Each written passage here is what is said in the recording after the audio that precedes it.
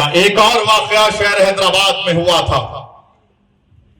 مرحوم قائد سالار ملت نے مکہ مسجد میں جمعۃ الوداع کے دن میرے قائد سالار ملت سلطان صلاح الدین اویسی نے اپنے سر پر قرآن اٹھا کر قسم کھا کر کہا تھا کہ یا اللہ جو لوگ مجھ پر الزام لگا رہے ہیں، اگر میں جھوٹ اس الزام میں ملوث ہوں تو اللہ تو مجھے اور میری آل اولاد کو برباد کر دے، اور اگر وہ لوگ جھوٹ بول رہے ہیں یا اللہ تو اس شخص کا نام لیا قائد نے اور کہا کہ اللہ اس شخص کو اور اس کی اولاد کو اللہ تو تباہ و تاراج کر دے۔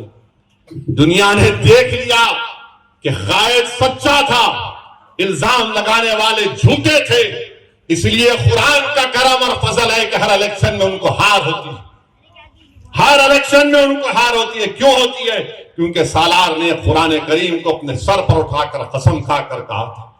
میرے عزیز دوستوں اور بزرگوں، پہچانو اپنے دوست اور ہمدرد کو، پہچانو کون تمہارے گھروں کی دیوار کو گرانا چاہتا ہے، پہچانو ان لوگوں کو جو تمہارے گھروں کی دیوار اور بنیادوں کو مضبوط کرنا چاہتا ہے، کون گھروں میں نفاق پیدا کرنا چاہتا ہے اور کون دلوں کو ملانا چاہتا ہے۔ پہچانو ان لوگوں کو جو تمہارا ہمدرد ہے، تمہارا رہبر ہے۔ اگر تم نہیں پہچانو گے تو پھر نفاق کی کیفیت انتشار میں جب تبدیل ہو جائے گی تو نقصان کس کا ہوگا؟ یہ آپ کو ہم کو طے کرنا ہے۔ تم کا اسد الدین اویسی پسند نہیں ہے، بازو رکھو تھوڑی دیر کے لیے، میں نہیں زندہ رہنے والا ہوں۔ 35 سال سے مدرسہ سید مولانا نعمت اللہ قادری صاحب چلا رہے ہیں۔ کہ مدرسہ نہیں رہے گا مولانا کے جانے کے بعد؟ رہے گا انشاءاللہ تعالی۔ کہ مفتی خلیل احمد کے دنیا سے چلے جانے کے بعد جامعہ نظامیہ نہیں رہے گا؟ رہے گا انشاءاللہ تعالی۔ ہم کو یہ جو ہمارے ادارے ہیں، چاہے مذہبی ہو یا سیاسی ہو، اس کو مضبوط رکھنا ہے۔ پہچانو ان لوگوں کو جو ان برسوں کی محنت کو ختم کرنا چاہتے ہیں۔ یہ چھوٹی بی جے پی ہے، اس کو پہچانو آپ۔ میرے عزیز دوستوں اور بزرگوں، آپ میرے لیے بھی دعا فرمائیے کہ اللہ سبحانہ و تعالی میرے حوصلے اور عزم میں اللہ حفاظت کرے، اس کو بلند کرے۔ اللہ میرے مجلسی رفقا کے ایمان کو مضبوط کرے، اور اللہ ہم کو ان باطل طاقتوں پر اللہ ہم کو غلبہ عطا کرے۔ اور یہ ایسے باطل طاقتیں ہیں جو ہمارے اتحاد کے دشمن ہیں، جو ہماری تہذیب کے دشمن ہے، جو ہماری طاقت کے دشمن ہے، جو ہمارے روب اور دبدبے کے دشمن ہے، وہ ان سب کو ختم کرنا ان کی نیت ہے۔ مگر انشاءاللہ تعالی ہر بار اللہ نے ان کو شکست دی ہے، اور ہر بار انشاءاللہ تعالی ان کو شکست ہوگی۔ ہاں، ہم کو اپنا کام صحیح کرنا، ہم کام صحیح کریں گے انشاءاللہ تعالی۔ جو کمزوریاں ہیں اس کو دور کریں گے، میں آپ سے وعدہ کر رہا ہوں۔ مگر میرے بھائی، آپ فرد کو مت دیکھیے، آپ ایک بڑے پکچر کو دیکھیے۔ فرد ختم ہو جائے گا، انفرادیت ختم ہو جائے گی، مگر اجتماعیت تو رہے گی۔ تو اپنے مدرسوں کی حفاظت کریے، اس مدرسے کی مدد کریے، جتنے مدرسے ہیں اس کی مدد کریے۔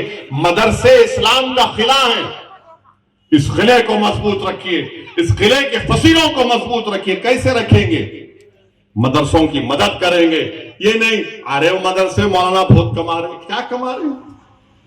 کون دے رہا مدرسوں کو؟ آج کل کتنے مشکلات سے مدرسے چل رہے ہیں، آپ جانتے بھی نہیں ہیں۔ تو مدرسوں کی، اپنے تنظیموں کی، اپنی جماعتوں کی حفاظت کریے۔ میرے عزیز دوستوں اور بزرگوں اور نوجوانوں، مسجدوں کو آباد رکھو۔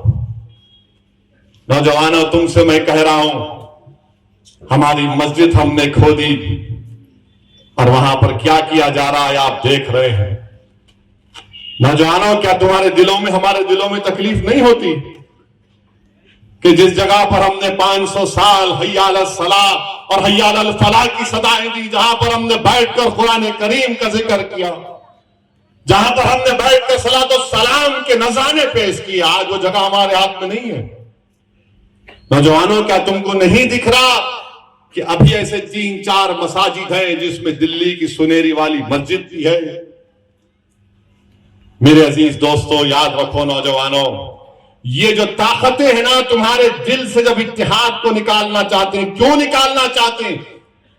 ملی غیرت کو ختم کر دیا جائے، ملی حمیت کو ختم کر دیا جائے۔ برسوں کی محنتوں کے بعد آج ہمارا ایک مقام ہم نے پیدا کیا، تو یہ آپ کو ان چیزوں پر غور کرنا، اپنی ملی حمیت کو، اپنی طاقت کو برقرار رکھیے۔ نوجوانوں، مسجدوں کو آباد رکھو، کہیں ایسا نہ ہو کہ مسجدیں ہم سے چھین لی جائے۔ مجھے امید ہے کہ انشاءاللہ تعالی آج کا نوجوان جو کل کا بوڑھا ہوگا، وہ اپنی نظروں کو آگے رکھ کر اپنے دماغ پر زور ڈال کر سوچے گا کہ کس طریقے سے مجھے اپنے آپ کو، اپنے خاندان کو، اپنے شہر کو، اپنے محلے کو بچانا ہے۔ اتحاد ایک طاقت ہے، اتحاد ایک نعمت ہے، نفاق اور انتشار موت ہے، یاد رکھو میری اس بات کو۔ یہی چند گزارشات میں اختصار کے ساتھ آپ کے سامنے رکھا ہوں، اور میں ان علماء کرام کی موجودگی میں لب کشائی کیا ہوں، میں معافی چاہتا ہوں ان جید علماء کرام کی موجودگی میں، جن کے دل میں اللہ اس کے رسول کا علم ہے، جن کے بارے میں کہا گیا کہ یہ انبیاء کے وارث ہیں۔ میرے عزیز دوستوں اور بزرگوں، میری آپ تمام سے گزارش ہے کہ اپنے مدرسوں کو مضبوط رکھیے، ان مدرسوں کی تائید کریے، ان مدرسوں کو اچھا کریے، اور یہ کسی کے باتوں میں مت آئیے ایسا ہو رہا نہیں۔ میرے بھائی، تحقیق کرو، تحقیق کرو، جا کر پوچھو کیا یہ سچ ہے یا جھوٹ ہے۔ کوئی بھی بول دیتا، آپ یقین کر لیتے ہر بات پہ، تو تحقیق کرنے کے بعد ایک رائے کو قائم کرو۔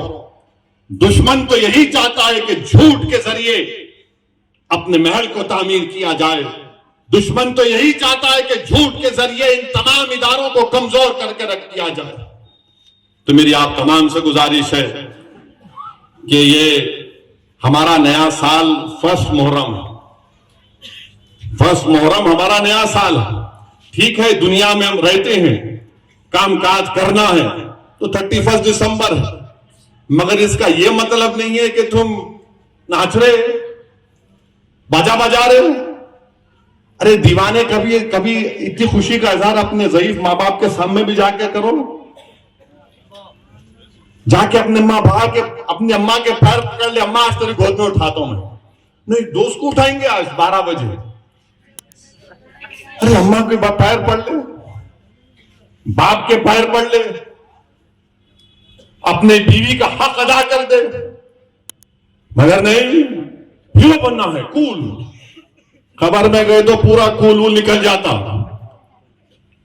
اور حشر کے میدان میں پھر کیا ہوگا سوچ لو۔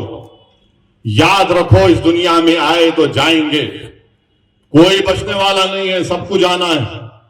اگر ایسا نہیں ہوتا تو پھر یہ تمام بادشاہوں کے محل آج ویران پڑے ہوئے، 300 سال 100 سال ان کے خاندان پاندان کی حکومت رہی، آج وہاں پر کتا نہیں پھٹکتا وہاں پر۔ تو یاد رکھیے، اصل چیز کیا ہے؟ دین ہے، جو مفتی خلیل احمد صاحب نے کہا، اصل چیز علم ہے، اس کو حاصل کریے۔ وآخر دعوانا الحمدللہ رب العالمین۔